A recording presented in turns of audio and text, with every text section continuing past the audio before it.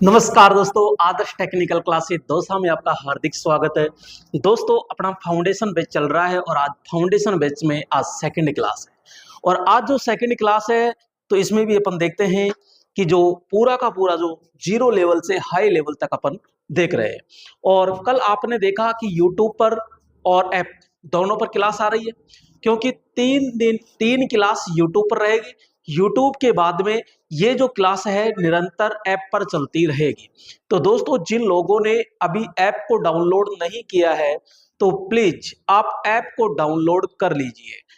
आप play store पे जाइएगा और प्ले स्टोर पे जाकर के आदर्श टेक्निकल क्लासेस जैसे आप सर्च करते हो तो वहां पे आपका ऐप मिल जाएगा आदर्श टेक्निकल क्लासेस, और वहां पे जाकर के रजिस्टर्ड करके आप ऐप को डाउनलोड इंस्टॉल कर लीजिए। ठीक है दोस्तों, तो यहाँ पर अपन कल पढ़ रहे थे और कल क्या पढ़ रहे थे इसके बारे में थोड़ी सी अपन चर्चा कर लेते हैं। तो आइए देखते हैं यहाँ पर।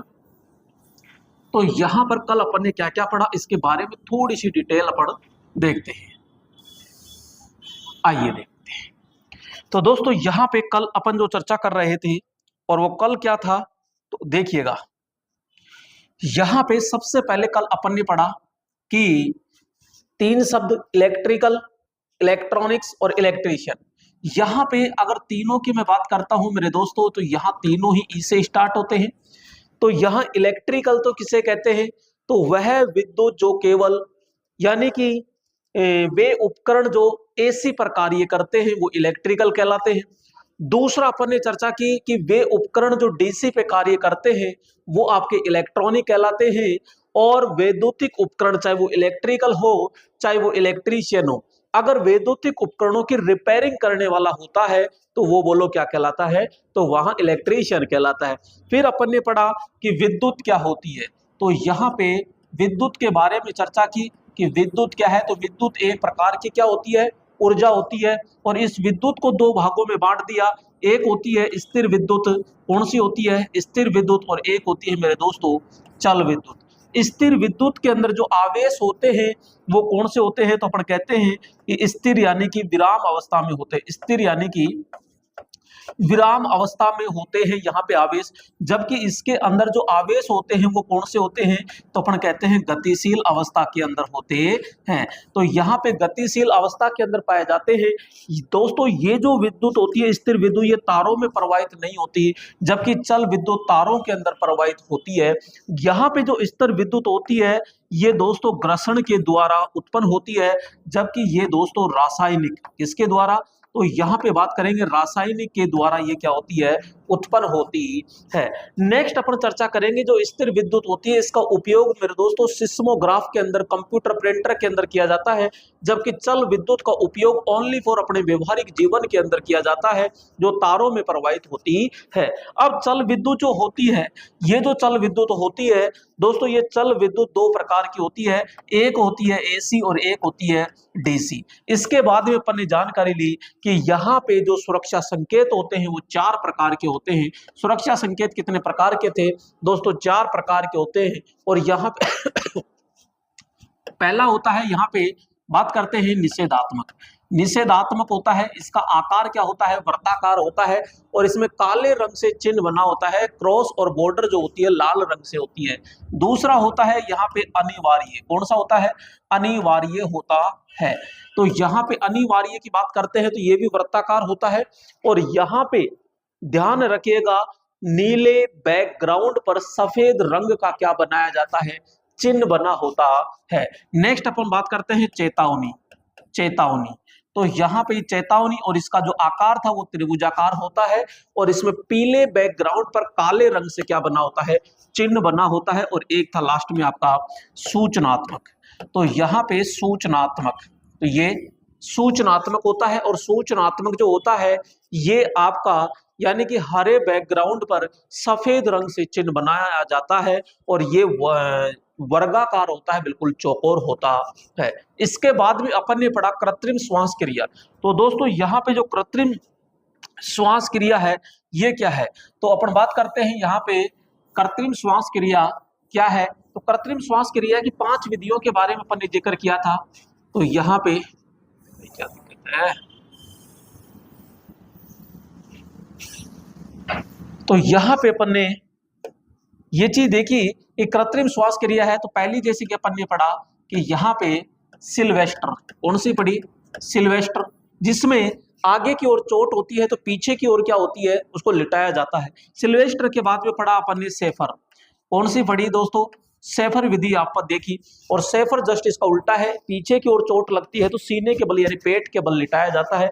एक थी दोस्तों यहाँ पे मुंह से मुंह में चोट लगती है, यानी मुंह से मुंह में हवा भरते हैं तो जब व्यक्ति क्या हो जाता है, मूर्छित हो जाता है या श्वास लेने में बहुत ज्यादा दिक्कत आती है, तो इस विधि का अपन क्या करते हैं, बोलो, प्रयोग करते हैं कि नहीं करते।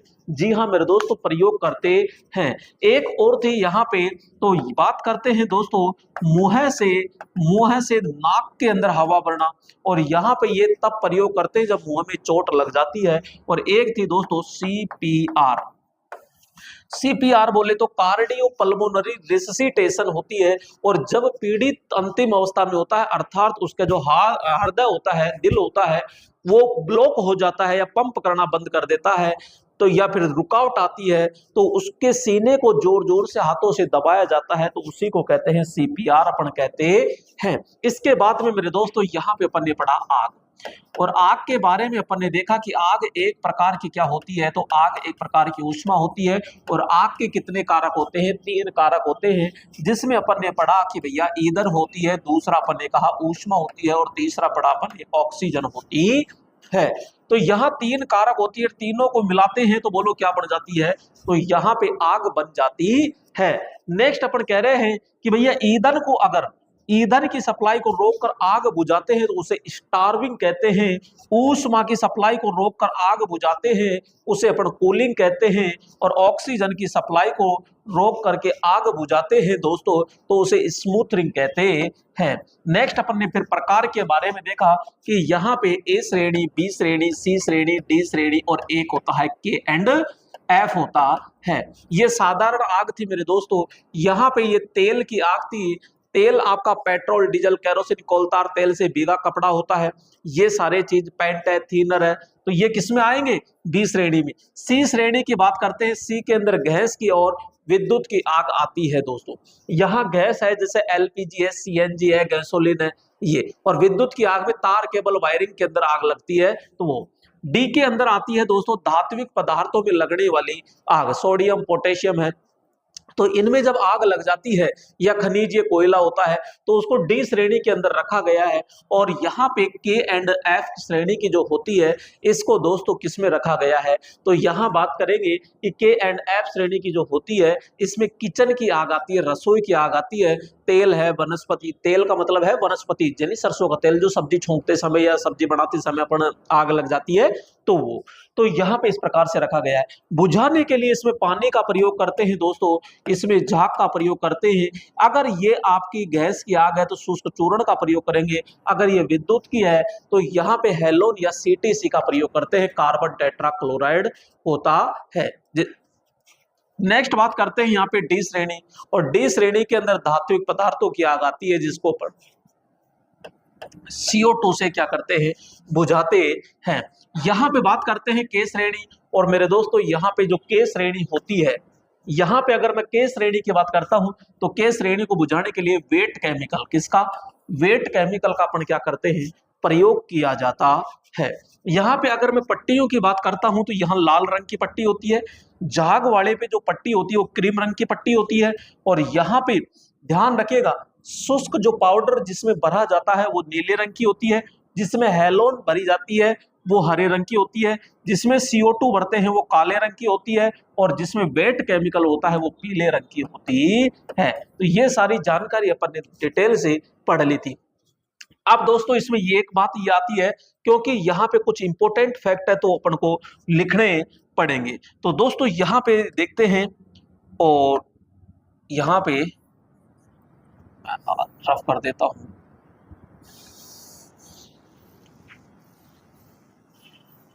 तो वो इंपॉर्टेंट फैक्ट क्या है, तो अब देखते हैं यहाँ पे, आइए देखते हैं, एक एक पॉइंट को ध्यान से समझते हुए चलना है अपन को।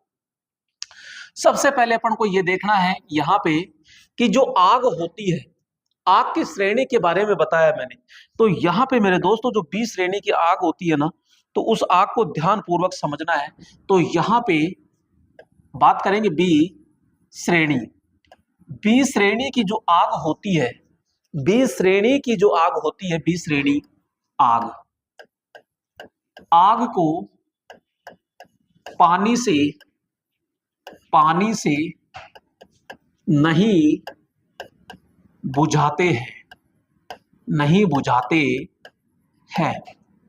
ठीक है, ये चीज ध्यान रखिएगा। बी श्रेणी की आग को कभी भी पानी से नहीं बुझाते हैं, क्योंकि जो पानी होता है वो पानी जो होता है वो बी श्रेणी को अंदर कौन आता है, तेल। तो तेल वजन में हल्का होता है और पानी क्या होता है, भारी होता है। तो पैंदे के अंदर जाकर बैठ जाता है, तो वहां पे तेल ऊपर आ जाता है, और तेल ऊपर आ जाता है तो ऑक्सीजन ज्यादा मिल जाती है और तेल क्या, आग क्या हो जाती है, ज्यादा लग जाती है। तो दोस्तों यहां बी श्रेणी के हो गया। इसी बी श्रेणी की आग को ध्यान रखना मेरे दोस्तों, एक नाम होता है चिक्करण। इसे चिक्करण आग भी कहते हैं, बुझाने की विधि अपन कहते हैं। नेक्स्ट अपन बात करते हैं यहाँ पे कि जो CO2 होता है, इस CO2 से ध्यान रखिएगा, यहाँ पे बी श्रेणी व डी श्रेणी की आग को क्या करते हैं, सामान्यतः बुझाते हैं। तो ये चीज ध्यान रखना, बुझाते हैं। तो यहाँ पे CO2 से बी श्रेणी व डी श्रेणी की आग को बुझाते हैं।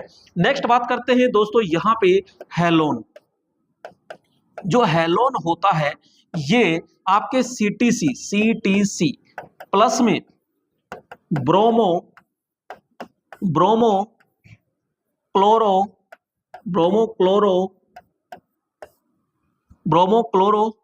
डाई फ्लोरो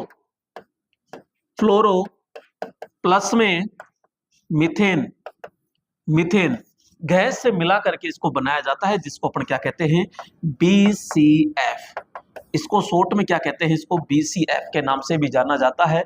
तो हैलोन गैस से सामान्यतः ध्यान रखना सभी प्रकार की आग को बुझाया जाता है, लेकिन इसका सबसे ज्यादा जो प्रयोग किया जाता है वो विद्युत की आग के लिए किया जाता है। तो ये विद्युत आग, तो यहां पे मैं बात करूंगा विद्युत आग। तो विद्युत आग के लिए इसका प्रयोग सबसे ज्यादा किया जाता है। वैसे सामान्यतः सभी प्रकार की आग को आसानी से बुझाया जा सकता है। ठीक है दोस्तों, तो ये सारी चीज अपन ने यहाँ पे आग के बारे में देख ली। अब आगे चलते हैं अपन नेक्स्ट पॉइंट की ओर, और यहाँ पे अगला जो पॉइंट आता है वो आता है अग्निशामक यंत्र के प्रकार। दोस्तों यहाँ पे अग्निशामक यंत्र के जो प्रकार होते हैं, तो बात करते हैं यहाँ पे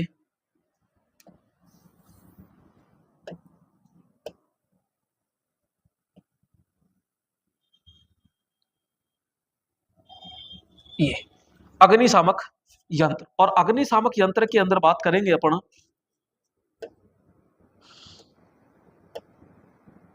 यहां पे अग्निशामक जो यंत्र होंगे ये कौन कौन से होते हैं, कौन कौन से प्रकार होते हैं, तो बात की करते हैं। आइए देखते हैं। तो यहां पे पहला आता है आपका जल युक्त अग्निशामक यंत्र। तो यहां पे मैंने लिखा, जैसे इसको थोड़ा सा मैं क्या करता हूं दोस्तों, यहां पे प्रकार लिख देता हूं पहले, क्या दिक्कत है, प्रकार। ठीक है, यहां पे प्रकार आ गया।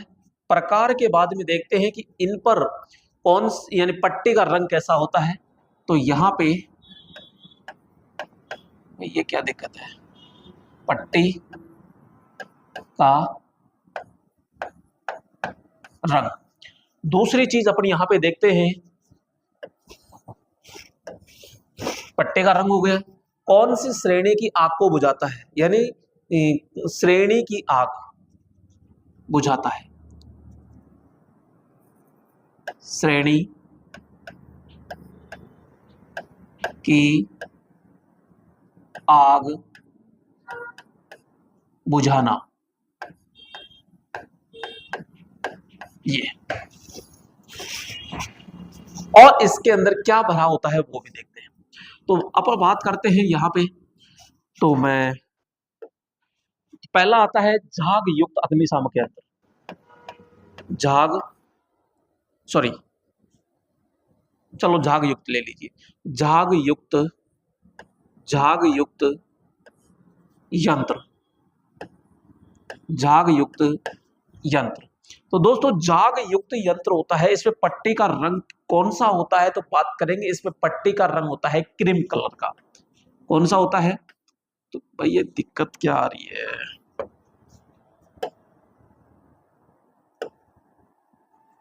यहां पे ये क्रीम, ठीक है, क्रीम रंग का इसके अंदर क्या होगा, यहां कलर होगा। कौन सी श्रेणी की आग को बुझाएगा, तो ध्यान रखिएगा यहां पे जो झाग होता है, झाग जो होगा ये आपके श्रेणी बी की आग को बुझाएगा। कौन सी श्रेणी आग को बुझाएगा, ये। अब इसके अंदर होता क्या है, तो दोस्तों यहाँ पे ऑयल होता है, यानी तेल होता है, कुछ मात्रा में पानी होता है, और वहां पे इसके अंदर डिटर्जेंट पाउडर मिलाया जाता है। डिटर्जेंट पाउडर मिला करके और वहां झाग तैयार किया जाता है, और यंत्र में वायु दाब के साथ भरा होता है। नेक्स्ट अपन बात करते हैं नंबर 2 की। तो नंबर 2 के अंदर क्या आता है, तो नंबर 2 के अंदर आता है दोस्तों यहाँ पे जल युक्त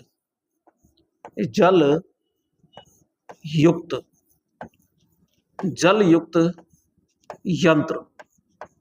तो यहां पे ये जल युक्त यंत्र आ गया, और जल युक्त यंत्र आता है तो इस पर पट्टी का रंग कौन सा होता है, तो बात करेंगे इस पर पट्टी का रंग होता है दोस्तों ये लाल रंग का। कौन सा होगा, लाल रंग का। और ये कौन सी श्रेणी की आग को बुझाएगा, तो ए श्रेणी की आग बुझाता है। इसमें कुछ नहीं किया जाता, जो यंत्र होता है उसके अंदर पानी, और पानी को वायु दाब के साथ भरा जाता है, जो फुहार निकालकर ऑक्सीजन की सप्लाई को रोककर आग बुझाने में सक्षम होता है। नेक्स्ट बात करते हैं दोस्तों यहाँ पे शुष्क पाउडर, यानी शुष्क चूर्ण कह दीजिए।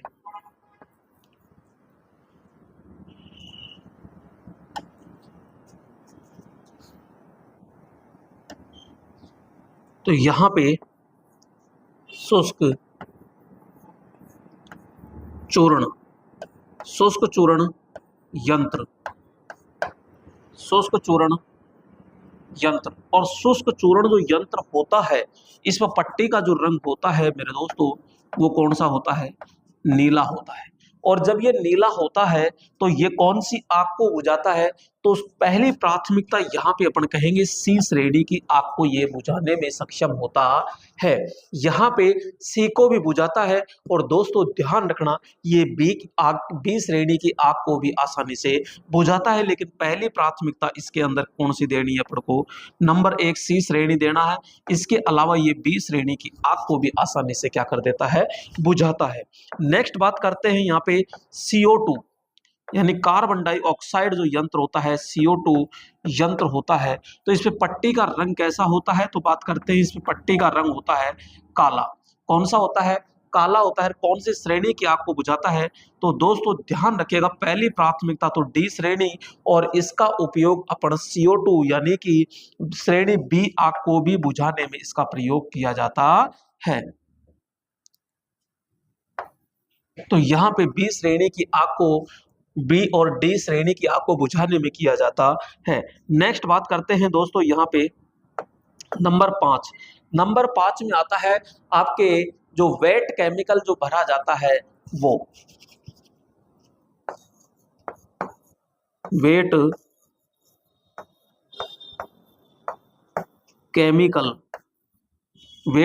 केमिकल यंत्र होता है। तो इसमें पट्टी का रंग होता है मेरे दोस्तों, ध्यान रखना, पीला। कौन सा होगा, पीला होता है। कौन सी श्रेणी की आग को बुझाएगा, तो अपन बात करेंगे के श्रेणी की आग को ये बुझाता है। इसके अलावा जो हेलोन होता है, हेलोन के बारे में मैंने आपसे चर्चा पहले ही कर दी। तो यहाँ पे ये आपका इस प्रकार से होगा। तो यहाँ पे बात करेंगे, एक होता है जागयुक्त अग्निशामक यंत्र जिससे पट्टी का रंग होगा क्रीम कलर का, और यहाँ पे ये बी श्रेणी की आग को आसानी से बुझाएगा। यहाँ पे बात करते हैं जल युक्त अग्निशामक यंत्र जिसमें पट्टी का रंग होता है लाल रंग का, और कौन सी श्रेणी की आग को बुझाएगा, तो बात करते हैं यहाँ पे ए श्रेणी की आग को बुझाता है। यहाँ पे बात करते हैं शुष्क चूर्ण, और जो शुष्क चूर्ण होगा वो नीले रंग की आग को बुझाता है, और यहाँ सॉरी नीली पट्टी होगी, और यहाँ पे सी और बी श्रेणी की आग को बुझाता है। बात करते हैं यहाँ पे CO2, और जो CO2 होता है ये काला, यानी कि डी और बी श्रेणी की आग को ये बुझाता है। और यहाँ वेट केमिकल जो होता है इसमें पट्टी का रंग होता है मेरे दोस्तों कौन सा, तो पीला होता है, और ये के श्रेणी की आग को क्या करता है, यहाँ से बुझाता है। ठीक है, नेक्स्ट चलते हैं अपन, और अगला आता है यहाँ पे ये। तो यहां मैं ये दिखाना चाह रहा हूं कि जो आपके अग्निशामक यंत्र होते हैं ये इस प्रकार से अग्निशामक यंत्र है। अब यहाँ पे आप देखिए सारे के सारे लाल कलर के हैं, लेकिन इसमें पट्टी का रंग देखिएगा मेरे दोस्तों, यहाँ पट्टी का रंग, यहाँ पे देखिएगा ये क्रीम कलर की है, यहाँ पे आप देख सकते हो ये वेट केमिकल है यानी पीले रंग की, और यहाँ पे आप देख सकते हो कि यहाँ पे ये लाल रंग की होती है और यहाँ पे नीले रंग की होती है। तो मैं डायरेक्ट आपसे ये कहूं कौन से श्रेणी की आपको बुझाएगा ये, तो मैं ये कहूंगा कि इसमें तो ये CO2 है और ये CO2 है, तो ये भैया बी श्रेणी और डी श्रेणी की आपको ये क्या करेगा, बुझाएगा। और ये कौन सी श्रेणी की आपको बुझाएगा, तो ये बी श्रेणी की आपको बुझाएगा यहाँ पे फॉर्म। और ये वेट केमिकल जो होता है पीला जो होता है ये तो आपका के श्रेणी की आपको बुझाएगा, और यहाँ पे जो लाल होता है ये ए श्रेणी की आपको बुझाएगा, जबकि ये शुष्क पाउडर जो होता है ये गैस की आग को बुझाता है, और गैस की आग तो भैया सी श्रेणी की आती है, सी के अलावा ये बी श्रेणी की आग को भी ये क्या करता है, बुझाता है। तो यहाँ पे ये आपके अग्निशामक यंत्र होते हैं, ये बुझाने वाला ये लीवर होता है, इसको पकड़ करके और अपन चारों तरफ हिलाते हैं यानी घुमाते हैं। यहाँ पे ये होता है इसके ब्रेक को दबाते हैं। अब इसका चलाने का सही क्रम है ये भी अपन आगे पढ़ते हैं दोस्तों। नेक्स्ट चलते हैं यहाँ पे, और अगला जो आता है कि अग्निशामक सिलेंडर जो होता है, अग्निशामक सिलेंडर को प्रयोग में लाने की विधि क्या होती है, इसको चलाते कैसे हैं, तो चलाने का सही क्रम, चलाने का सही क्रम यहां लिख ही देता हूं मैं, यहां पे चलाने का सही क्रम, चलाने का सही क्रम, इसको कैसे चलाया जाता है, ये आपके पास में अग्निशामक यंत्र है और इसमें कैसे चलाया जाता है तो वो ध्यान पूर्वक समझिएगा।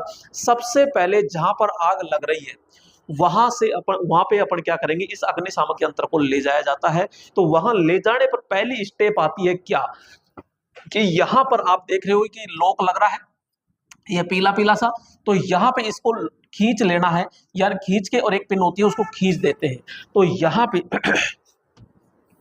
तो यहाँ पे बात करेंगे कि लॉक को सबसे पहले क्या करना है, पिन को खींचना है। खींचने के बाद में जो ये आपका है पाइप, इसको पकड़ करके निशाना लगाना है। दूसरी स्टेप निशाना लगाना है। तीसरी स्टेप होती है कि ये जो लीवर होता है, ब्रेक होता है, इसको दबाना होता है, और दबाने के बाद में ये पाइप जो आपके हाथ में, इसको यो बार बार क्या करना है, घुमाना होता है। तो 4 स्टेप होती है। सबसे पहले यहाँ जो लीवर यानी कि पिन होती है इसको खींचना होता है, दूसरा होता है निशाना लगाना, तीसरा होता है यहाँ दबाना, और चौथा होता है घुमाना। तो मेरे दोस्तों यहाँ पे सबसे पहले बात करते हैं कि अपन सबसे पहले पुल, और पुल का मतलब होता है पिन को खींचना। फिर दूसरी स्टेप आती है आपकी एम, एम का मतलब होता है यहाँ पे निशाना, और स्क्यूज तीसरी स्टेप आती है स्क्यूज, स्क्यूज का मतलब होता है यहाँ पे दबाना, और स्वीप, स्वीप का मतलब होता है मेरे दोस्तों यहाँ पे घुमाना। सबसे पहले पिन को खींच लीजिए, फिर निशाना लगाइए, निशाना लगाने के बाद में दबाइए, दबाने के बाद में सीधा क्या करेंगे अपन, घुमा करके हिला करके इसको आग को क्या करते हैं, बुझाते हैं। ध्यान रखिएगा ये पाइप की जो अंदर पदार्थ है इसको कहाँ फेंकना है, जहां पे ईंधन है वहीं पे, ज्वाला के अंदर नहीं फेंकना है। इस चीज को बहुत अच्छे तरीके से ध्यान में देखना है। अब ये कैसे याद होगा, तो ट्रिक भी मैंने बनाई आपके लिए। पास, पास का मतलब ये है कि देखो पहला अक्षर यहां से ले लिया, दूसरा यहां से ले लिया, तीसरा यहां से, चौथा यहां से। भाई अपन बात करते हैं, ये पहला अक्षर, दूसरा, तीसरा और ये चौथा। तो यहाँ पे PASS हो गया पास। तो पुल, एम, स्क्यूज और स्वीप होता है। तो यहां से अपन सीधा सीधा क्या करेंगे कि यहाँ पास के द्वारा अपन क्या करेंगे, याद रखेंगे, क्योंकि क्वेश्चन सीधा सा पूछेगा कि अग्निशामक यंत्र को, अग्निशामक जो सिलेंडर होता है उसको चलाने का सही क्रम क्या है। तो इस प्रकार से आपसे क्वेश्चन पूछा जा सकता है। आइए नेक्स्ट पॉइंट की ओर चलते हैं। और जो दोस्तों अगला जो पॉइंट आता है वो क्या है भाई, एक तो होता है यंत्र को चलाने का सही क्रम, और एक होता है आग बुझाने का सही क्रम क्या है। यंत्र को चलाने का सही क्रम तो आपने जांच लिया, लेकिन आग बुझाने का जो सही क्रम होता है वो क्या है। तो आग बुझाने के लिए प्रयोग में लाने वाली विधि का सही क्रम क्या है। दोस्तों कहीं पे आग लग गई, सबसे पहले आप क्या करोगे, तो मेरे दोस्तों सबसे पहले अपन करेंगे बचाव कार्य, क्योंकि वहां कोई आग के अंदर जल रहा है तो सबसे पहले रेस्क्यू करेंगे, यानी बचाव कार्य करेंगे। बचाने के बाद में सबको चेतावनी दे देंगे कि भैया इधर इधर आप मत आइएगा, यहाँ खतरा है। उसके बाद में फिर वहां पे क्या करना पड़ेगा, आग को यहाँ पे रोकना पड़ेगा, और रोकने के बाद में वहां से आग को क्या करेंगे, अपन बुझाना यानी निकालना होता है। तो सबसे पहले क्या करेंगे, अपन रेस्क्यू करेंगे ये। उसके बाद में चेतावनी दे देंगे यानी अलार्म कर देंगे सबको। उसके बाद में कन्फाइन, कन्फाइन यानी आग को रोकना है कि कहां से लग रही है, कोई सप्लाई है, विद्युत है या और कुछ है, तो वहां से रोकना होगा आपको। और रोकने के बाद में एक्सटिंग्विश या फिर इवेक्यूएट होता है, ये इवेक्यूएट, तो ये थोड़ा ध्यान रखना। और एक्सटिंग्विश होता है, और यहाँ पे बुझाना या फिर अपन बात करेंगे निकालना, यानी कि आसानी से उस आग को फिर बाद में क्या करेंगे, पूर्णतः बुझा दिया जाता है। तो बुझाने का सही क्रम क्या है, सबसे पहले रेस्क्यू करना है, उसके बाद अलार्म होता है, फिर आपका कन्फाइन होता है, फिर आपका एक्सटिंग्विश होता है। और ट्रिक क्या है यहाँ पे, रेस, RACE, आप याद रखिए, रेस लगाकर आग बुझानी, ऐसे याद रखो, रेस लगाकर क्या करनी है, आग बुझानी है। तो यहाँ पे रेस्क्यू होता है, अलार्म होता है, कन्फाइन होता है और एक्सटिंग्विश होता है। तो रेस्क्यू, अलार्म, कन्फाइन और इवेक्यूएट होता है। क्लियर दोस्तों। यहां नेक्स्ट पॉइंट की ओर चलते हैं, और अगला पॉइंट अपना आता है ये। तो यहां पे अपन बार बार बात करते हैं कि दोस्तों एक नियम होता है, ये नियम 43। तो नियम 43 क्या है, यहां पे बात करते हैं RACE। अब ये अभी जस्ट आपने देखा कि यहाँ पे रेस्क्यू करना है, सबसे पहले बचाना है, उसके बाद में अलार्म बजाना है, उसके बाद में कन्फाइन यानी कि जो आपका रोकने का सिस्टम है वो रोकेगा आपको, और उसके बाद में एक्सटिंग्विश करना है यानी बुझाना है। तो ये आपका कौन सा नियम था, तो यहाँ पे बात करते हैं RACE, यानी कि ये इस तरह अपना आराम से आग को बुझाने का सही क्रम होता है। दोस्तों जहां पर आग लग गई हो, जहां पर आग लग गई हो, कोई पावर स्टेशन हो, उत्पादन केंद्र हो, पावर हाउस हो या ग्रिड हो, कहीं भी हो, अगर आग लग रही है, विद्युत की आग लग रही है, तो वहां पे बुझाने के लिए अग्निशामक यंत्र या रेत से भरी बाल्टी होनी चाहिए दोस्तों।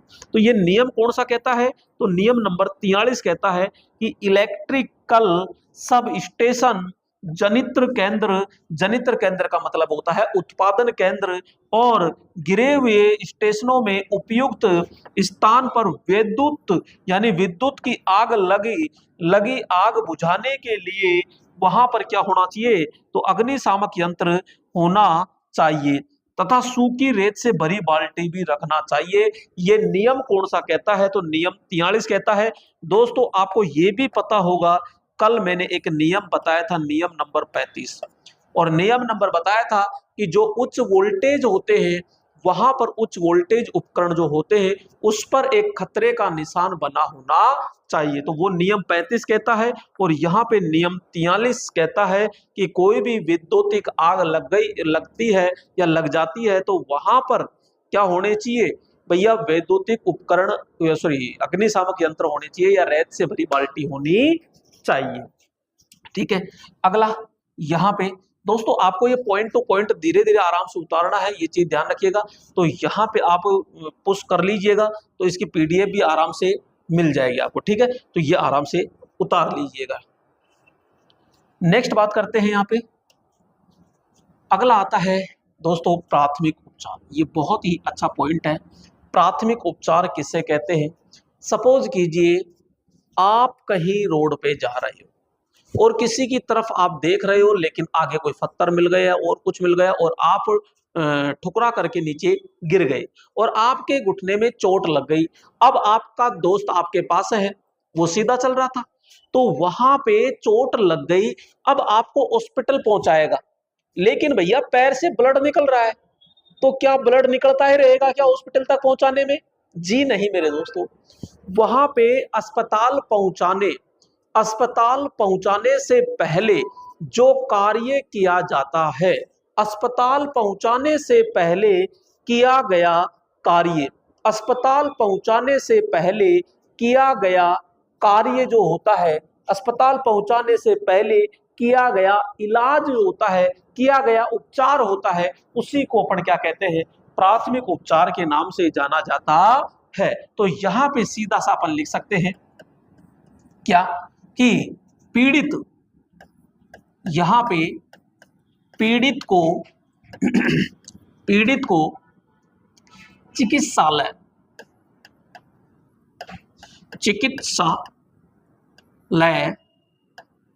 चिकित्सालय में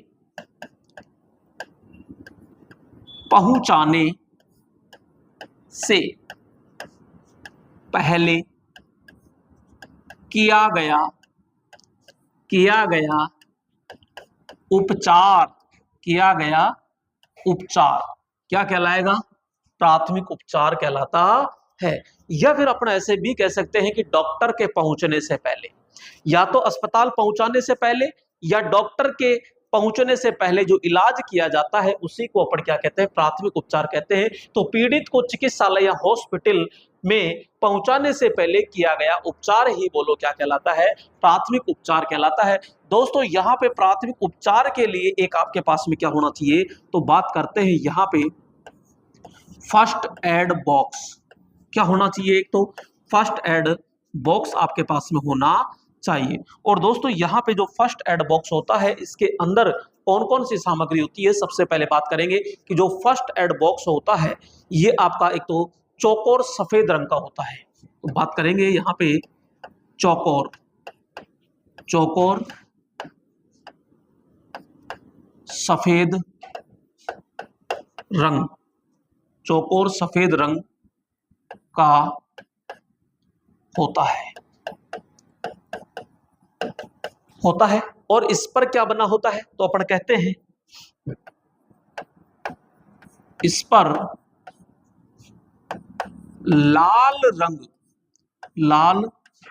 रंग का प्लस बना होता है। अब भैया फर्स्ट एड बॉक्स के अंदर क्या क्या होना चाहिए? तो बात करते हैं फर्स्ट एड बॉक्स के अंदर सबसे पहले जैसे कि कोई लग गई है तो डिटॉल पटकेंगे उसके ऊपर, तो यहाँ पे डिटॉल होना जरूरी है। डिटॉल है तो फिर साफ भी करते हैं, तो वहां पे साफ करने के लिए क्या होनी चाहिए? कॉटन यानी रुई होनी चाहिए। तो यहाँ पे बात करते हैं रुई, और रुई को अपन कहते हैं कॉटन। नेक्स्ट जैसे कैंची, पट्टी, और जो पट्टी होती है इसको कहते हैं छिद्र युक्त कपड़ा। छिद्र युक्त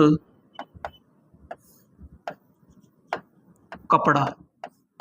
इसके अलावा जैसे कि बात करते हैं बैंडेड। इसके अलावा मेरे दोस्तों पैरासीटामोल,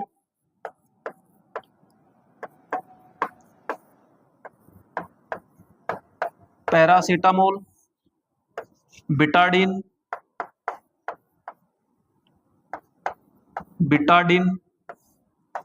इसके अलावा यहाँ पे बात करेंगे यहाँ पे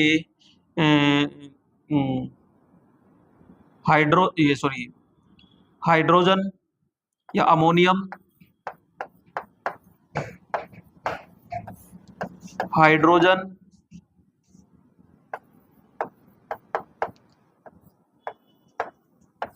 तो मेरे दोस्तों ये सारी चीजें क्या होनी चाहिए? फर्स्ट एड बॉक्स के अंदर होनी चाहिए। डिटॉल होनी चाहिए, रुई होनी चाहिए, कैंची होनी चाहिए, पट्टी यानी छिद्रयुक्त कपड़ा होना चाहिए, बैंडेड होनी चाहिए, पैरासीटामोल है, बिटाडिन है, अमोनियम है, हाइड्रोजन है आदि, या एक और कह सकते हैं स्प्रेट आदि। तो ये सारी की सारी चीजें किसमें होनी चाहिए? तो यहाँ पे किसमें होनी चाहिए? तो अपन बात करेंगे प्राथमिक उपचार यानी कि फर्स्ट एड बॉक्स के अंदर होनी चाहिए। प्राथमिक उपचार किसे कहेंगे? तो अपन सीधा सा बोलेंगे कि पीड़ित को चिकित्सालय पहुंचाने से पहले किया गया उपचार बोलो क्या कहलाएगा?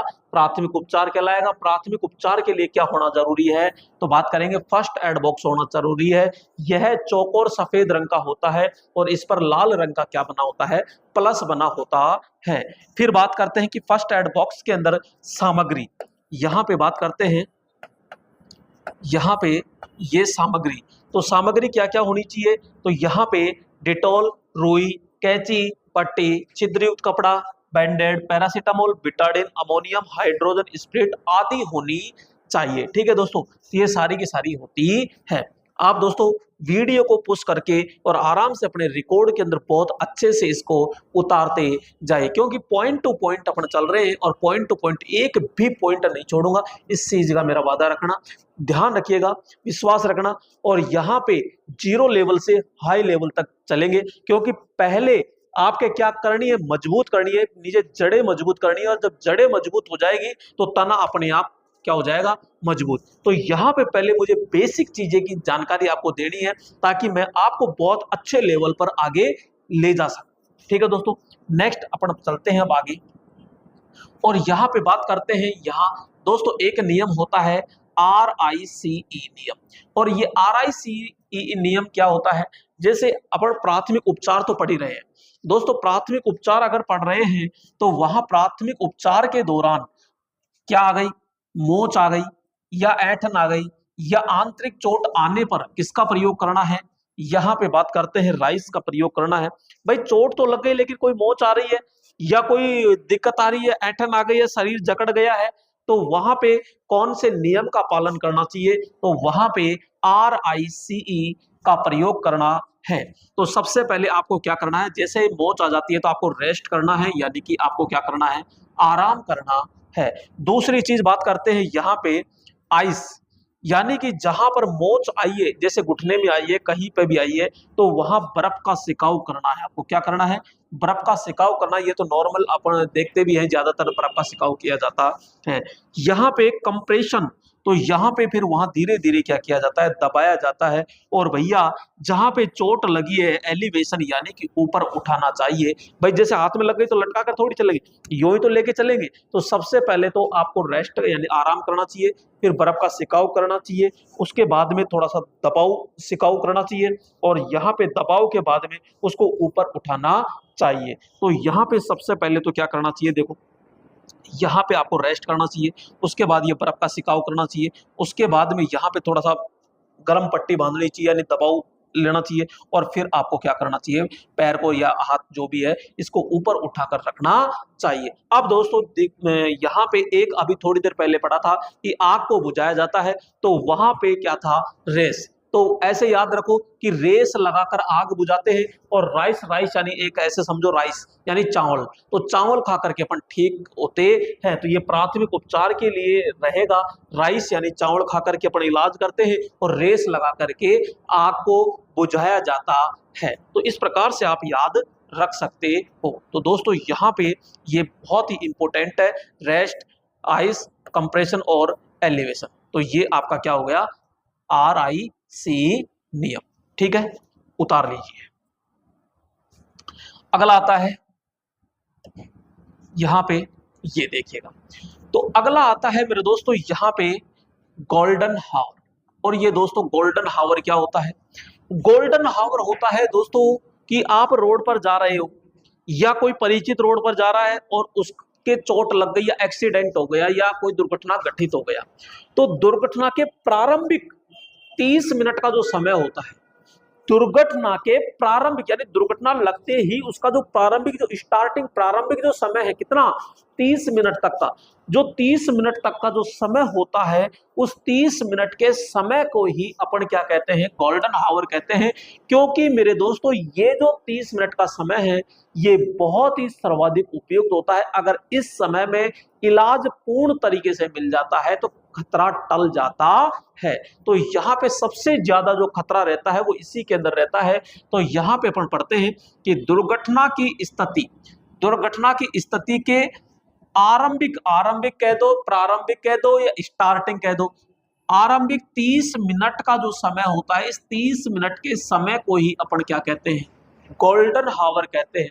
तो का खतरा सर्वाधिक होता है इस अवधि, अवधि का मतलब होता है समय, क्या कहते हैं, समय कहते हैं। और इसी को मेरे दोस्तों ध्यान रखिएगा, इसे हम काल भी कहते हैं। अवधि कह दो, समय कह दो, काल कह दो, टाइम कह दीजिए, गोल्डन हावर कहते हैं। और गोल्डन हावर को मेरे दोस्तों ध्यान रखना, इसी को अपन कहते हैं स्वर्ण काल कहते हैं। क्या कहते हैं, इसी को स्वर्ण काल के नाम से जाना जाता है। तो यहाँ पे अब ऑप्शन में सपोज करो आपको 30 मिनट का समय नहीं दिया गया है, तो 30 मिनट से जस्ट ऊपर का कौन सा समय है? अभी लाइनमैन के अंदर जस्ट पूछा गया था, विद्युत विभाग के अंदर, तो वहां पे पूछा गया कि गोल्डन हावर जो होता है उसकी अवधि कितनी होती है, उसकी अवधि कितनी होती है गोल्डन आवर की अवधि। तो मेरे दोस्तों वहां 30 मिनट नहीं था, वहां मिनिमम कितना था? 60 मिनट था। कितना था? तो वहां पे 60 मिनट ऑप्शन था, तो फिर वहां राइट ऑप्शन क्या करना पड़ता है? 60 मिनट करना पड़ता है। वैसे मेन रूप से 30 मिनट का ही क्या होता है? समय होता है, लेकिन ऑप्शन में जैसे नहीं दिया गया है तो 30 मिनट से जस्ट ऊपर का अपन लेकर चलते हैं। अब दोस्तों यहाँ पे जो प्राथमिक उपचार होते हैं, वहां पे प्राथमिक उपचार के अंदर क्या होता है? एक एबीसी नियम होता है। तो ये एबीसी नियम क्या होता है? एक का मतलब होता है यहाँ पे एयरवे, बी फॉर ब्रीथिंग और सी फॉर होता है यहाँ पे circulation. A for airway, B for breathing, C for होता है सर्कुलेशन। अब मेरे दोस्तों यहाँ पे बात करते हैं अपन, ए फॉर क्या होता है? ए फॉर होता है भैया यहाँ पे एयरवे, बी फोर होता है यहाँ पे ब्रीथिंग और सी फोर होता है यहाँ पे सर्कुलेशन होता है। मैं यहाँ पे लिख भी देता हूं एयरवे, एयरवे। तो यहाँ एयरवे का मतलब होता है श्वास नली या वायु नली आप कह सकते हो। ब्रीथिंग, इसको ब्रीदिंग भी कहते हैं, ब्रीथिंग, ब्रीथिंग। तो यहाँ पे ब्रीथिंग का मतलब होता है श्वास लेना और श्वसन क्रिया कह दो, चाहे तो श्वसन क्रिया कह दो चाहे श्वास लेना, नली होगी तो श्वास लेते हैं। और यहाँ पे होता है सर्कुलेशन, सर्कुलेशन।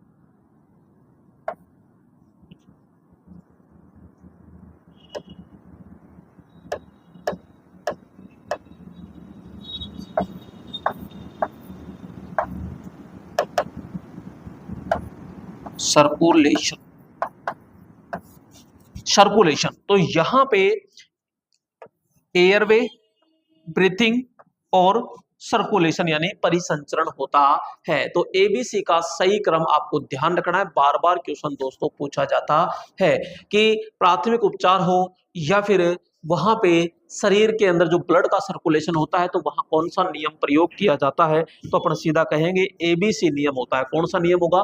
तो एबीसी नियम होता है।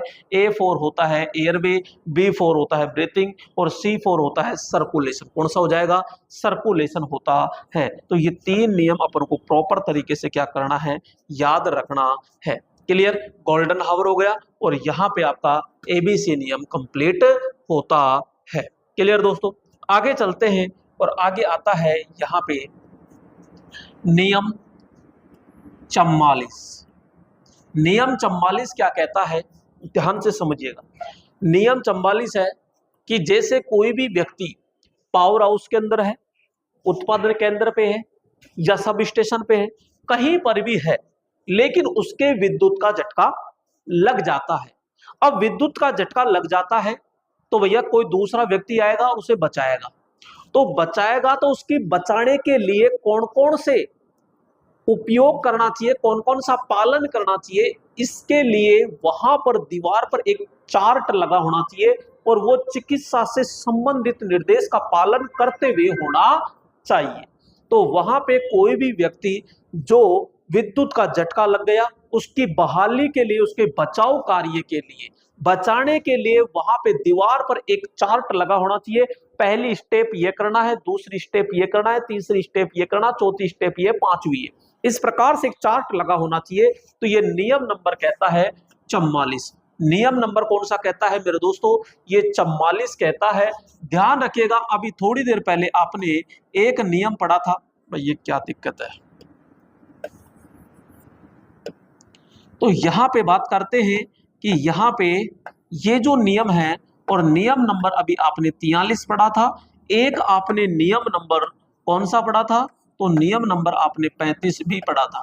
दोस्तों हाथों हाथ में आपको यहीं पे याद करवा दूंगा, ये चीज ध्यान रखिएगा। इसका वैसे पर्सनल चैप्टर तो अपन पढ़ेंगे ही, लेकिन एक साथ ये चीजें याद नहीं होती है।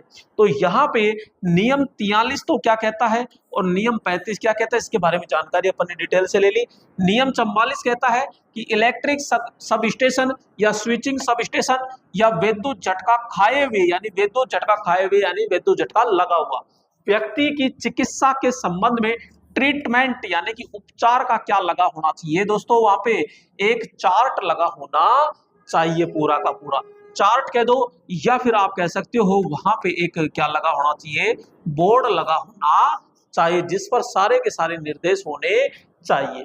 नियम 43 क्या कहता है, कोई भी विद्युत से संबंधित आग लग गई है तो बुझाने के लिए वहां अग्निशामक यंत्र होने चाहिए, रेत से भरी बाल्टी होनी चाहिए।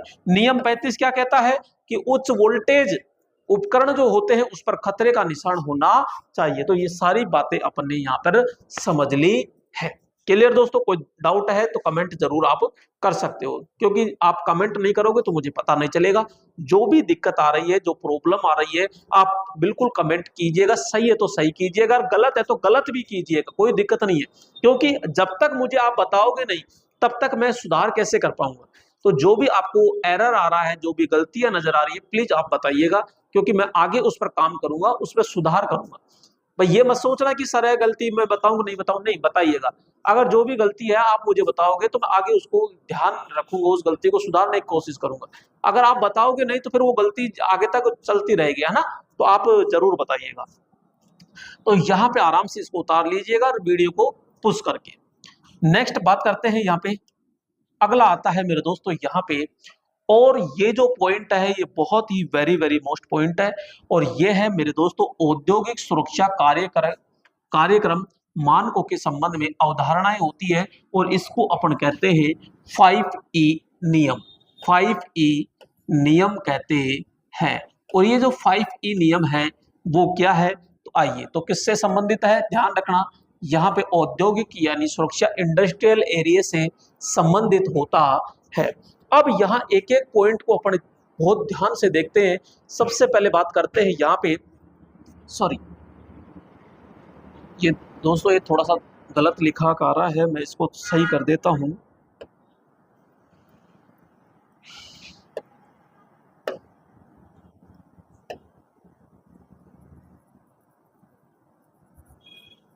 ये ई की जगह क्या हो गया, एस हो गया।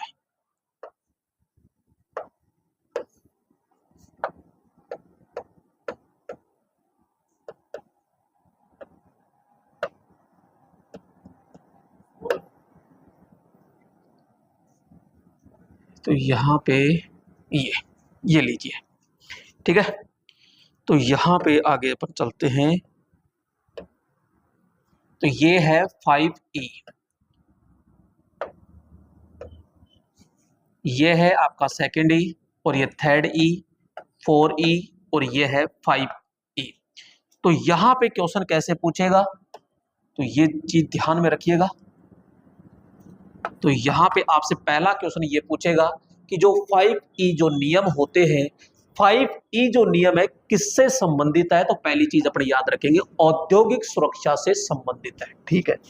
दूसरा जो 5E जो नियम होते हैं इसके अंतर्गत थर्ड ई या फोर्थ ई जो होता है वो कौन सा होता है, या फिर आपसे कहेगा जो पांचों ई है उसका सही क्रम क्या है। ये इस प्रकार से आपसे क्वेश्चन पूछेगा।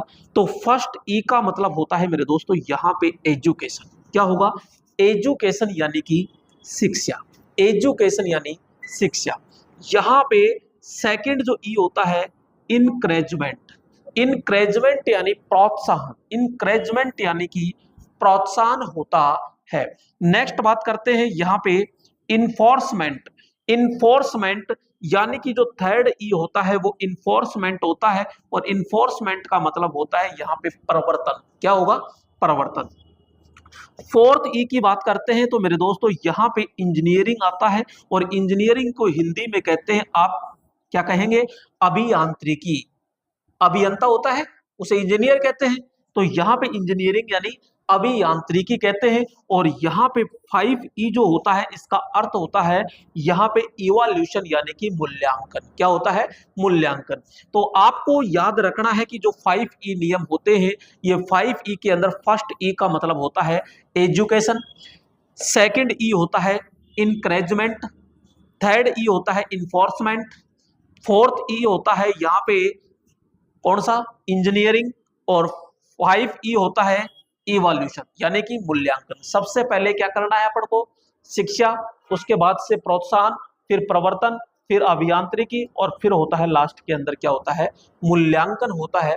तो यहाँ पे ये आपके 5E जो नियम है बहुत ही इंपॉर्टेंट होते हैं। और ये किससे संबंधित है? तो सीधा अपन कहेंगे कि भैया औद्योगिक सुरक्षा से संबंधित होते हैं। इसी प्रकार दोस्तों और भी नियम होते हैं, तो आप इनको आराम से एक एक करके उतारिएगा, क्योंकि जब तक रिकॉर्ड नहीं बनेगा तब तक यहाँ आपको माइंड में अलग अलग भ्रांतियां पैदा होगी। रिकॉर्ड के अंदर होगा तो कोई भ्रांति पैदा नहीं होगी। नेक्स्ट पॉइंट की ओर चलते हैं, और अगला पॉइंट यहाँ पे आता है। और दोस्तों यहाँ पर ये आ चुका है, तो यहाँ पे देखते हैं ये भी एक नियम होता है। और ये जो नियम है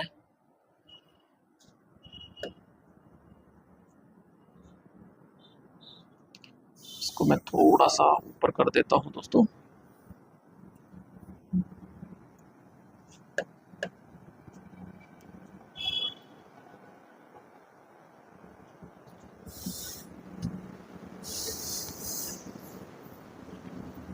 क्या हुआ भाई?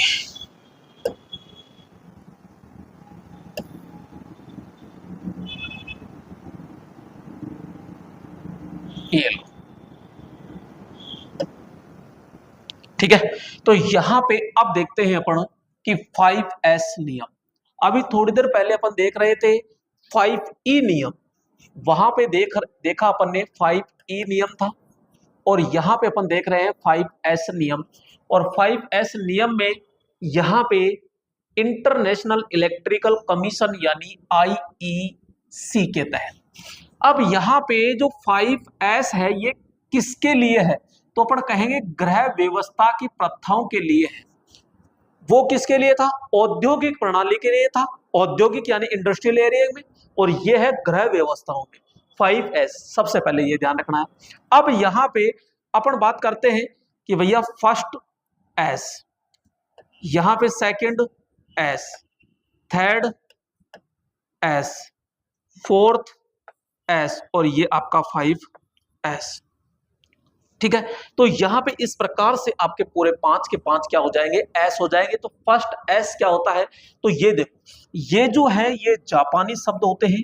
ये आपके ये बहुत कम चांस होते हैं पूछने के, वैसे याद हो जाए तो ठीक है, लेकिन सबसे ज्यादा अपन को याद करना है ये। तो फर्स्ट S का अर्थ होता है यहाँ पे शॉर्टन या शॉर्ट कह सकते हैं, SHORT कह सकते हो। शॉर्ट का मतलब होता है यहाँ पे छांटना होता है।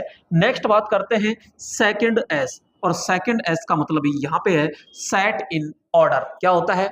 सेट इन ऑर्डर होता है। और सेट इन ऑर्डर का मतलब यहाँ पे क्या है? सुव्यवस्था। क्या होगा? सुव्यवस्था होता है। यहाँ पे थर्ड S का मतलब होता है साइन यानी चमकाना। क्या होगा? चमकाना होता है। फोर्थ S की बात करते हैं स्टैंडर्डाइज यानी कि मानकीकरण होता है। स्टैंडर्डाइज यानी मानकीकरण होता है जो फोर्थ S होता है। और यहाँ पे 5S जो होगा दोस्तों, 5S क्या होता है? सस्टेनेबल यानी कि अनुशासन होता है। तो यहाँ पे पूरे 5S है। 5S किससे संबंधित है? तो अपन कहेंगे ग्रह व्यवस्था से संबंधित होते हैं। 5S के अंदर आपसे सीधा कहेगा थर्ड S का शाब्दिक अर्थ क्या है, या फोर्थ S का शाब्दिक अर्थ क्या है, या सही क्रम पूछ लेता है। थर्ड S पूछे तो सीधा साइन बताना है आपको। फोर्थ S पूछे स्टैंडर्डाइज बताना है। और यहाँ पे 5S पूछे तो सस्टेनेबल। फर्स्ट S का short, second S set in order, third का होता है साइन, और यहाँ फोर्थ का होता है स्टैंडर्डाइज, और यहाँ पांच का होता है सस्टेनेबल होता है। तो इस प्रकार से आपको पूरा का पूरा कंप्लीट तरीके से याद रखना है। दोस्तों मैं जानता हूं थोड़ा सा मुश्किल जरूर है, लेकिन बार बार इसको लिख लिख के अभ्यास करेंगे तो आसानी से याद हो जाएगा, ज्यादा दिक्कत नहीं आएगी। इसको कैसे याद रखोगे, हिंदी वर्जन से इसको समझिएगा। जैसे सपोज कीजिए आप घर की कोई भी साफ सफाई करते हो, और जब साफ सफाई करते हो तो कमरा होता है, कमरे से सारी वस्तुएं अपन बाहर निकाल लेते हैं। अब उसके अंदर जो काम की वस्तु होती है उसका क्या करते हैं, अपन छांट लेते हैं, और छांट करके उनको एक तरफ सही तरीके से उसको जमा देते हैं, यानी सुव्यवस्थित ढंग से उनको क्या करते हैं, एक तरफ छांट छांट के रख देते हैं। रखने के बाद में उसको बोलो चमकाते हो कि नहीं चमकाते हो, साफ सफाई करते हो कि नहीं करते हो। फिर उन वस्तुओं को कमरे के अंदर ले जा करके बहुत अच्छे सिस्टमेटिकली तरीके से उनको मानकीकरण यानी स्टैंडर्ड तरीके से उनको क्या करते हो, लगा देते हो कि इसमें ये एलईडी इधर लगनी चाहिए, ये फूल इधर लगना चाहिए, झूमर इधर लगना चाहिए, तो ये। और बाद में जब कमरा देखते हो तो बहुत ही अनुशासन तरीके से दिखाई देता है। तो इस तरीके से आप याद रखिएगा, सबसे पहले छांट लीजिए, छांटने के बाद में उसको सही क्रम से रखो, और रखने के बाद में फिर चमकाओ, और चमकाने के बाद में उसका मानकीकरण करो, और फिर क्या लगेगा आपको, बहुत अच्छी तरीके से अनुशासन में दिखाई देते हैं। ठीक है, उतार लीजिए। नेक्स्ट चलते हैं, और अगला जो आता है यहाँ पे, और अगला पॉइंट आता है मेरे दोस्तों, विद्युत झटका। अब ये जो विद्युत झटका होता है, इलेक्ट्रिक शॉक होता है, ये क्या होता है, तो भैया विद्युत झटका जो होता है ये क्या है। तो नॉर्मली अपन कहते हैं कि शरीर के अंदर जब विद्युत जाती है, जब धारा का प्रवाह होता है, तो हमारा शरीर क्या करता है, कंपन में स्थिति करता है, एक वाइब्रेट स्थिति करता है, और वो वहां पे जो झटका महसूस होता है उस झटके को ही वैद्युतिक झटका कहते हैं। ठीक है, लेकिन वास्तविक तौर पे क्या होता है कि जब हमारा शरीर होता है, शरीर के अंदर ब्लड का प्रेशर चल रहा है, गति कर रहा है ब्लड, और विद्युत जो होती है, विद्युत की जो गति होती है 3 × 10⁸ मीटर प्रति क्या होती है, सेकंड होती है, यहाँ पे मीटर प्रति सेकंड होती है। तो यहाँ पे बात करते हैं कि इतनी तेज की जो गति होती है हमारे शरीर के अंदर जाती है, तो ब्लड और जो विद्युत होती है दोनों में तालमेल नहीं होता है, और हमारा शरीर कंपन में करने लगता है, और जब कंपन स्थिति करता है, वाइब्रेट करता है, तो वो विद्युत झटका होता है। तो यहाँ पे बात करते हैं, तो यहाँ पे अपन बात करते हैं मेरे दोस्तों कि यहाँ पे जो विद्युत झटका लग रहा है, ये विद्युत झटका जो लग रहा है ये कितने वोल्टेज पे लग रहा है, तो अपन कहते हैं कि विद्युत झटका जो होता है यहाँ पे, जब शरीर में 90 वोल्ट से अधिक विद्युत प्रवाहित होती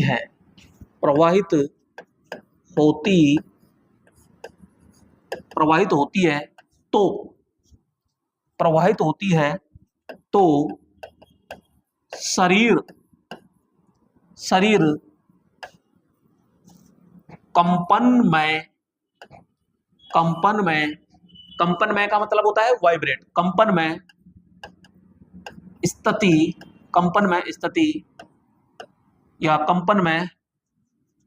उत्पन्न करता है, तो यह विद्युत झटका कहलाता है। क्लियर। अब यहां पे अपन देखते हैं कि ये चीज तो अपन को सबको पता है, यहां पे विद्युत झटका ये हो गया।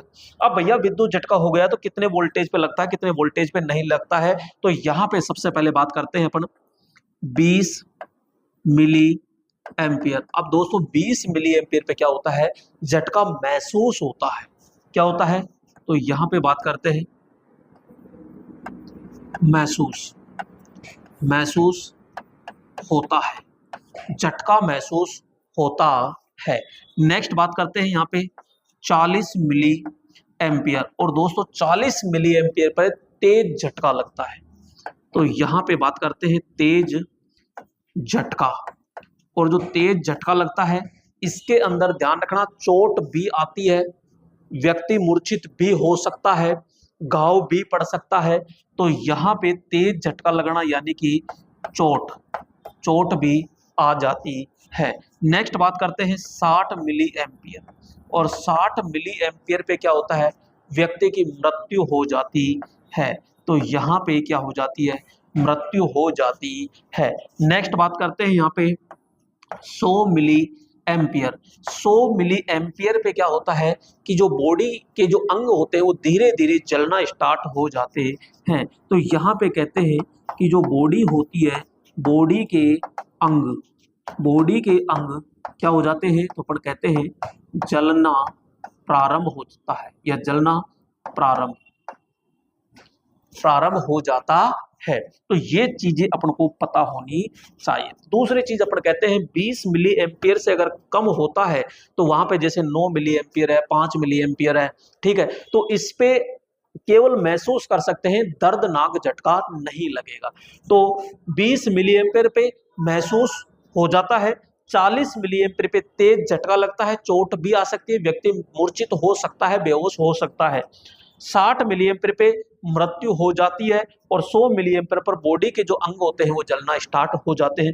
दोस्तों यहाँ पे बात और करते हैं कि जो आपका विद्युत झटका होता है ये किस पर निर्भर करता है। ध्यान रखना, ये विद्युत की मात्रा पे निर्भर करता है। मैं बात करता हूं निर्भर, तो ये निर्भर करता है किस पर, तो बात करेंगे विद्युत की मात्रा पर। विद्युत की मात्रा पर निर्भर करता है। ये क्या होता है विद्युत की मात्रा, तो मात्रा होती है धारा इंटू समय।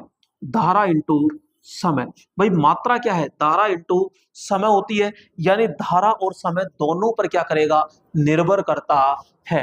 तो यहां पर विद्युत झटका किस पर डिपेंड करेगा, विद्युत की मात्रा पर। तो ये चीज ध्यान रखिएगा। तो ये पूरी डिटेल अपन ने यहाँ पे अच्छे से समझ ली है, आप इसको उतार लीजिए, वापस देख लीजिए। विद्युत झटका क्या है कि जब शरीर में 90 वोल्ट से अधिक विद्युत प्रवाहित होती है तो शरीर कंपन में स्थिति उत्पन्न करता है, तो वह विद्युत झटका कहलाता है। और यहाँ पे 20 मिली एम्पीयर पर महसूस होता है, 40 मिली एम्पीयर पर तेज झटका लगता है, 60 मिली एम्पीयर मृत्यु हो जाती है, और यहाँ 100 मिली एम्पीयर पर बॉडी के अंग जलना प्रारंभ हो जाते हैं।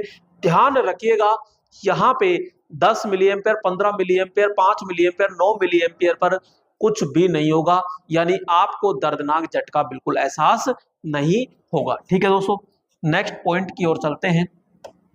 और यहाँ पे अगला जो पॉइंट आता है, वो अगला पॉइंट आता है दोस्तों फ्रीजिंग धारा।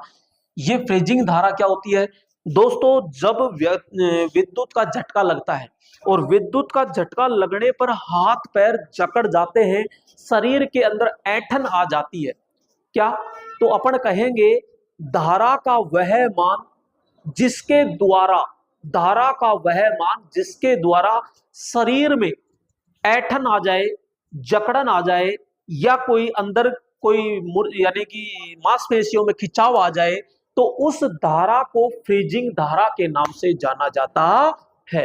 तो धारा का वह मान जिसकी वजह से विद्युत झटके के संपर्क में आने वाले किसी व्यक्ति की मांसपेशियों में सिकुड़न आ जाए, खिंचाव आ जाए, ऐंठन आ जाए, तो उस धारा को अपन क्या कहेंगे, फ्रीजिंग धारा कहते हैं। कौन सी धारा कहेंगे, फ्रीजिंग धारा कहते हैं। और फ्रीजिंग धारा का जो मान होता है ना, वो 20 मिली एम्पियर से लेकर के 40 मिली एम्पियर तक होता है। एक्चुअल में तो ये 40 यानी 30-40 के समथिंग होता है, लेकिन अपन 20 मिली एम्पियर से 40 मिली एम्पियर तक मानते हैं। तो इस चीज को बहुत अच्छे से ध्यान रखिएगा, क्वेश्चन आया हुआ है। तो फ्रीजिंग धारा क्या है, तो सीधा सा कहेंगे कि धारा का वह मान जो शरीर पर अंदर जाने से मोच आ जाए, जकड़न आ जाए, मांसपेशियों में खिंचाव आ जाए, तो उस धारा को अपन फ्रीजिंग धारा के नाम से जाना जाता है। और इसका जो मान होता है वो 20 मिली एम्पियर से 40 मिली एम्पियर होता है।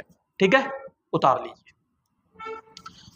यहां पे अगला पॉइंट आता है, और अगला पॉइंट आता है मेरे दोस्तों यहाँ पे, ये शरीर का प्रतिरोध। शरीर का प्रतिरोध क्या होता है, ये बहुत ही वेरी वेरी मोस्ट है। शरीर का प्रतिरोध, तो इसके अंदर अपन देखते हैं शरीर का प्रतिरोध क्या है। भाई शरीर के प्रतिरोध को अलग अलग भागों के अंदर बांटा गया है। जैसे कि मैं बात करता हूं नंबर 1, इसको मैं सामान्य कंडीशन कहता हूं, सामान्य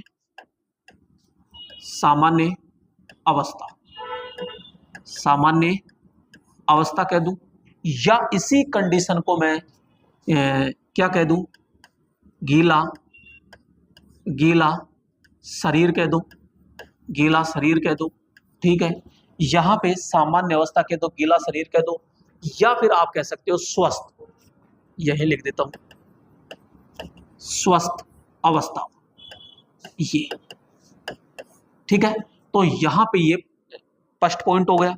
सेकंड पॉइंट होता है मेरे दोस्तों शुष्क अवस्था, शुष्क अवस्था, शुष्क अवस्था, ठीक है, जब शरीर क्या हो, सूखा हो। नेक्स्ट बात करते हैं नंबर 3, यहां पे आपसे पूछेगा शरीर का आंतरिक प्रतिरोध, शरीर का आंतरिक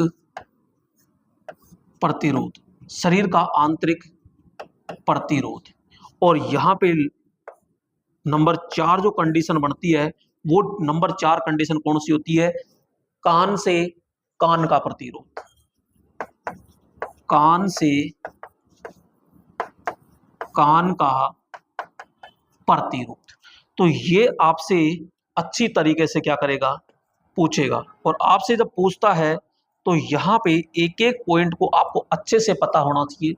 यहां पे ध्यान रखिएगा, सामान्य अवस्था कह दे, गीला शरीर कह दे, या स्वस्थ शरीर कह दे, या स्वस्थ अवस्था कह दे, तो इन तीनों का ही जो होगा वो कितना हो जाएगा, 1 किलो ओम कह दीजिए, या इसी कंडीशन को आप क्या कह सकते हो, यहाँ पे 1000 ओम कह सकते हो, ठीक है। तो ये 1000 ओम कह दीजिए, चाहे 1 किलो ओम कह दीजिए, ये सारे के सारे जो मान होंगे, ध्यान रखिएगा दोस्तों, ये लगभग के अंदर होते हैं, एग्जिट वैल्यू कभी भी नहीं होती है। नेक्स्ट बात करते हैं शुष्क अवस्था। शुष्क अवस्था के अंदर जो शरीर का प्रतिरोध होता है वो आपके 1 लाख ओम होता है। इसको आप कह सकते हो 100 किलो ओम, क्या कह सकते हो, 100 किलो ओम कह सकते हो। इसमें भी थोड़ा सा उतार चढ़ाव होता है, कोई दिक्कत नहीं है, लगभग ये रेशियो अपन मानते हैं। शरीर का आंतरिक जो प्रतिरोध होता है ये होता है आपका 300 ओम से लेकर के 700 ओम तक होता है। इसमें भी हल्का सा उतार चढ़ाव होता है। देखो न्यूनतम इतना ही है, अधिकतम इतना, इसके बीच में जैसे 400 से 600 वो मान सकता है, बाकी डाटा ये फिक्स होता है। नेक्स्ट है कान से कान का प्रतिरोध। तो दोस्तों ये जो होता है ये लगभग आपके 100 ओम होता है। कितना हो जाएगा, 100 ओम होता है। तो यहाँ पे शरीर के प्रतिरोध की बात करते हैं, तो शरीर का प्रतिरोध जो होता है, अंदर पानी की जो नमी होती है इस पे भी डिपेंड करता है, शरीर गीला है सूखा है, क्या है क्या नहीं है, तो पानी की नमी पर भी डिपेंड करता है। कितनी कंडीशन हो गई, 1 कंडीशन, 2 कंडीशन, 3 कंडीशन और ये 4 कंडीशन। पहली कंडीशन कौन सी है, जब सामान्य अवस्था हो, चाहे शरीर गीला हो, इसको नम भी कह सकता है, क्या कह सकता है, नम शरीर, है ना, नम शरीर कह दे, या गीला शरीर कह दे, या स्वस्थ अवस्था कह दीजिए, तो 1 किलो ओम करेंगे, यानी 1000 ओम। दूसरा शुष्क अवस्था कह दीजिए तो 1 लाख ओम, यानी 100 किलो ओम होगा। शरीर का आंतरिक प्रतिरोध यानी 300 से 700 ओम होगा। और यहाँ पे चौथा जो होगा, कान से कान का प्रतिरोध होता है, तो यहाँ पे कान से कान का कितना होगा, 100 ओम होता है। दोस्तों यहां तक आपको कोई प्रकार की दिक्कत नहीं आनी चाहिए। यहां पे अब ये जो चैप्टर है यहां पे इसके अंतर्गत इतना ही है, लेकिन अब अपन ने भाई 2 क्लास हो गए लगभग, और 2 क्लास से इंपोर्टेंट ऑब्जेक्टिव कैसे बनते हैं, तो ये ऑब्जेक्टिव क्लास भी अपन यहां पे लेंगे, ठीक है दोस्तों। तो यहां पे प्रत्येक टॉपिक के कैसे कैसे ऑब्जेक्टिव बनते हैं, कैसे नहीं बनते हैं, तो ये सारी डिटेल अपन आगे देखेंगे, ठीक है। यहां पे अपन देख रहे हैं कि जो अपना पहला चैप्टर है, यहाँ पे एक क्लास कल की हो गई थी और एक आज की क्लास। इन दोनों क्लास के अंदर अपन ने बेसिक देखा था कि जो विद्युत सामान्य विद्युत है इसका थोड़ा सा परिचय देखा था, और इससे रिलेटेड जितने भी ऑब्जेक्टिव क्वेश्चन बनते हैं वो कौन कौन से बनते हैं, आइए देखते हैं। सबसे पहले बात करते हैं पहला प्रश्न। और यहाँ पे जो पहला प्रश्न होता है, और ये पहला प्रश्न क्या है, तो यहाँ पे अपन ने लिया और ये पहला प्रश्न आ चुका है, ये देखिएगा पहला प्रश्न।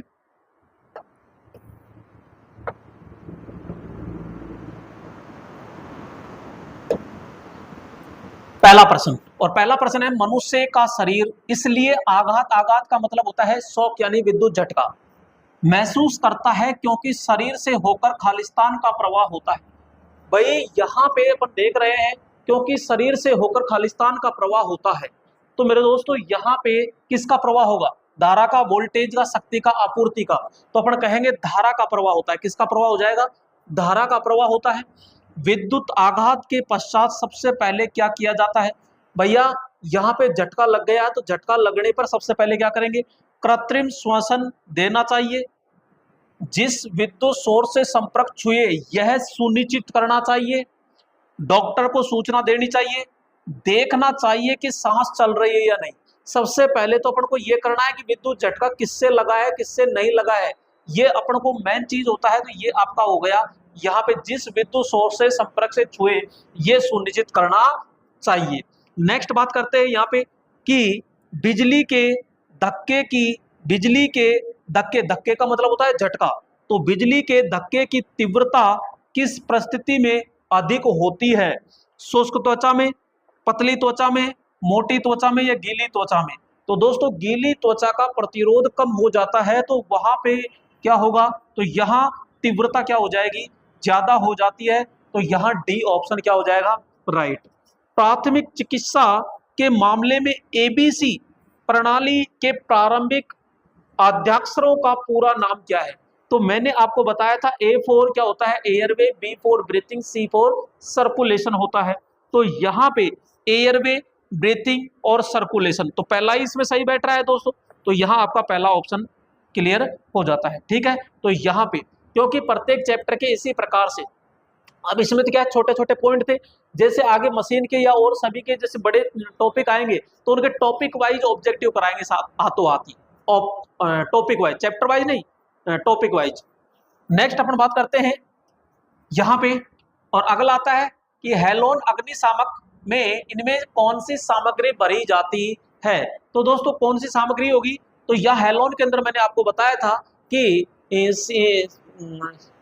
कौन सा कार्बन, यहाँ पे ये bromo chloro difluoro, CTC, CTC carbon tetra chloride plus में आपका ब्रोमो क्लोरो डाइफ्लोरो प्लस में मीथेन होती है। तो यहाँ पे ये हेलोन के अंदर भरी जाती है, जिसको अपन क्या कहते हैं? BCF के नाम से जाना जाता है। तो राइट ऑप्शन क्या हो जाएगा यहाँ पे? ये तो हेलोन अग्निशामक यंत्र होता है। इसमें पट्टी का रंग कैसा होता है? तो मैंने बताया था है से हेलोन और है से हरा, बताया था कि नहीं बताया?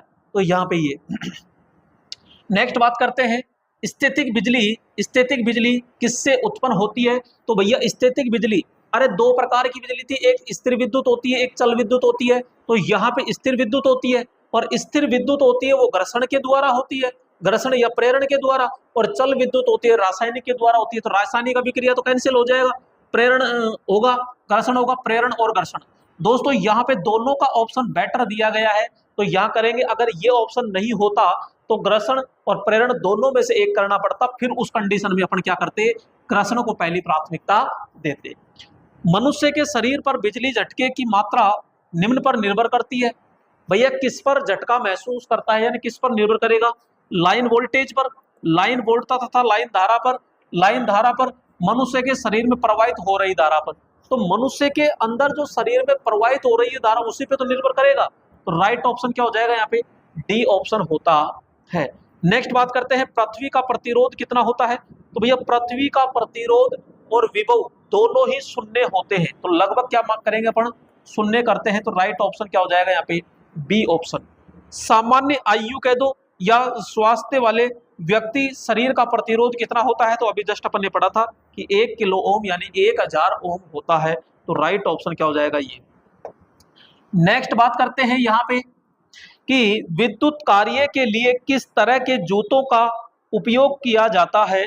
तो दोस्तों चमड़े सोल वाले चमड़े के जूते, चमड़े के सोल वाले कपड़े के जूते, मोटे रबर सोल वाले चमड़े के जूते और रबर सोल वाले कपड़े के जूते। तो दोस्तों यहाँ पे मोटे रबर सोल वाले चमड़े के जूते होना जरूरी होता है। तो ये बी ऑप्शन इसमें क्या हो जाएगा? राइट होगा। इस प्रकार से अपन पूरा का पूरा देखेंगे। नेक्स्ट देखते हैं यहाँ पे, और अगला जो प्रश्न है, और अगला प्रश्न है 11 नंबर, और 11 नंबर क्या कह रहा है कि मानव शरीर का प्रतिरोध शुष्क होने पर कितना होगा। तो दोस्तों शुष्क होने पर कितना होता है, 1,00,000 ओम। अब ऑप्शन में तो कहीं 1,00,000 ओम नजर नहीं आ रहा, लेकिन 1,00,000 ओम के नजदीक देखिएगा, 70,000 से 1,00,000 प्रति वर्ग सेंटीमीटर के बीच, 7,000 से 1,000 और 700 से 1,000 और 70 से 100। तो सीधी सी बात है 1,00,000 यही है पहला। तो राइट ऑप्शन क्या हो जाएगा यहाँ पे, ए ऑप्शन होता है। खतरा 440 वोल्टेज की प्लेट क्या दर्शाती है। तो दोस्तों यहां पे मैंने बताया था कि जो चेतावनी होती है, चेतावनी संकेत होते हैं, वो खतरे का निशान होता है नियम नंबर 35 के अनुसार। तो वहां पे चेतावनी तो है, सावधानी सूचना, अनौपचारिक सूचनाएं, परामर्श सूचनाएं और सूचनाएं। तो यहां सीधी सी बात है सावधानी सूचना हो जाएगी। भाई सावधानी रखनी है, चेतावनी। गतिज ऊर्जा क्या होती है। तो दोस्तों गतिज ऊर्जा क्या है, गतिज एक चल प्रकार की होती है, तो विद्युत ऊर्जा होती है, रासायनिक ऊर्जा होती है, यांत्रिक ऊर्जा और विद्युत ऊर्जा। तो अपन कहेंगे इसमें कह रहा है गतिज ऊर्जा, तो गतिज ऊर्जा एक प्रकार की क्या होगी, यांत्रिक ऊर्जा होती है। नेक्स्ट, समन तेल या ज्वलनशील तत्व की आग बुझाने के लिए निम्नलिखित में से कौन सा उपाय सबसे अच्छा होता है। तो सबसे अच्छा होता है, तो यहाँ पे देखो किसकी किसकी आग है, तो यहाँ कहेंगे समन तेल, यानी तेल वाली आग है। और तेल वाली आग को किससे बुझाते हैं अपन, झाग से। ठीक है, तो सोडा एसिड फॉर्म होता है, यहाँ वाष्पीकरण तेल होता है, शुष्क और गीला रसायन। तो भैया यहाँ पे फॉर्म, अब देखो ऐसे नहीं दिया ना डायरेक्ट, झाग नहीं दिया, और झाग को क्या दे दिया उसने, फॉर्म दे दिया। तो सोडा एसिड फॉर्म के द्वारा इसको क्या किया जाता है, बुझाया जाता है। आकाश में किनके बीच आवेश के प्रवाह के कारण बिजली चमकती है। तो दोस्तों आकाश के अंदर क्या होता है कि एक धनात्मक और एक ऋणात्मक आवेशित होते हैं, दोनों के घर्षण के द्वारा क्या होती है, बिजली चमकती है। तो दो विपरीत आवेश बादलों में दो समरूप और एक उदासीन एक आवेशित बादल। तो दोस्तों यहाँ पे साफ साफ दिया गया है दो विपरीत, यानी पॉजिटिव और नेगेटिव। तो राइट ऑप्शन क्या हो जाएगा, ए ऑप्शन होता है। CO2 कार्बन डाइऑक्साइड अग्निशमक निम्नलिखित में से किस प्रकार की आग को बुझाने में काम आता है। तो दोस्तों मैंने कहा था बी और डी, तो यहाँ पे बी और डी की आग को यहाँ बुझाने में अपने ज्यादातर प्रयोग लेते हैं। ठीक है, तो इस प्रकार से ये पूरे के पूरे क्वेश्चन अपन ने देखे। आगे और देखते हैं, यहाँ पे एक देखते हैं 17 नंबर।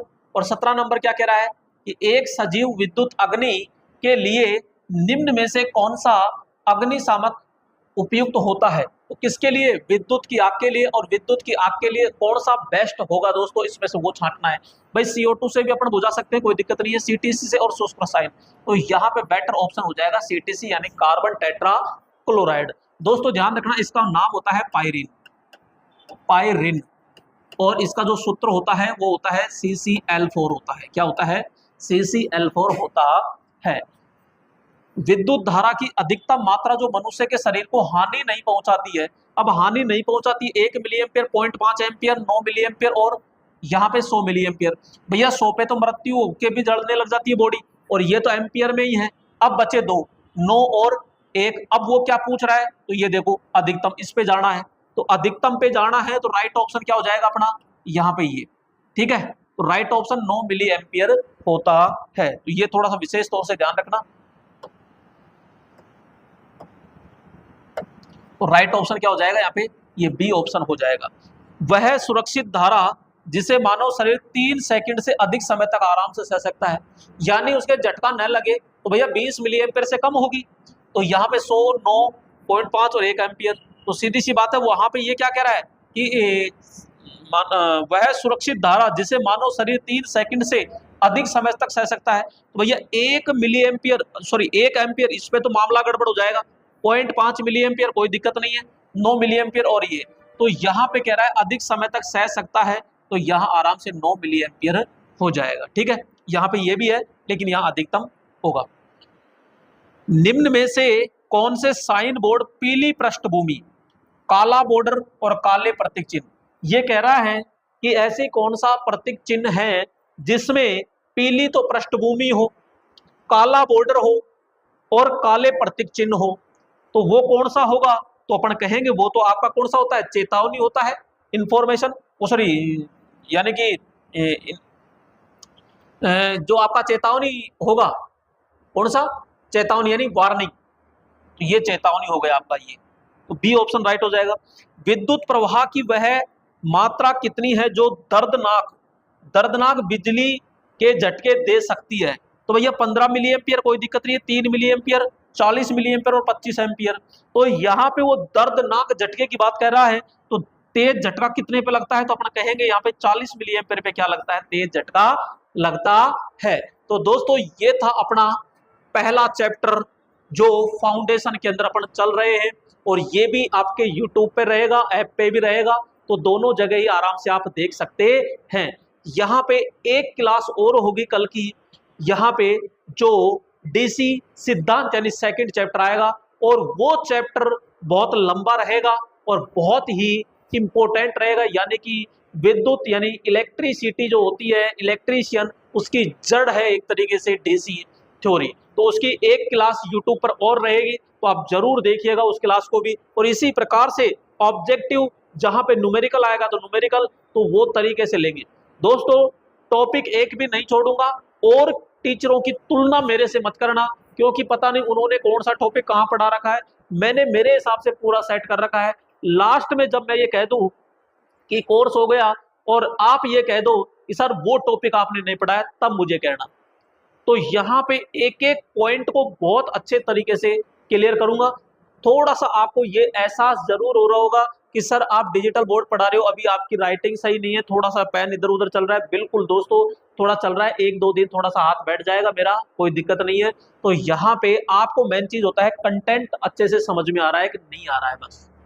ठीक है दोस्तों, फिर नेक्स्ट वीडियो फिर मुलाकात करते हैं, तब तक के लिए जय हिंद मेरे दोस्त।